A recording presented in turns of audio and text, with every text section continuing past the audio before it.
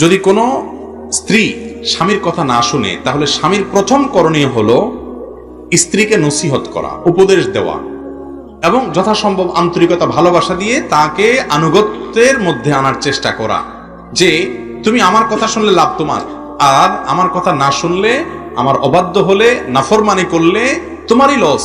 নবী করিম সাল্লাল্লাহু আলাইহি সাল্লাম বলেছেন, 4 কাজ করলে মহিলারা 8 জান্নাতের যে কোনো জান্নাতে যেতে পারবে।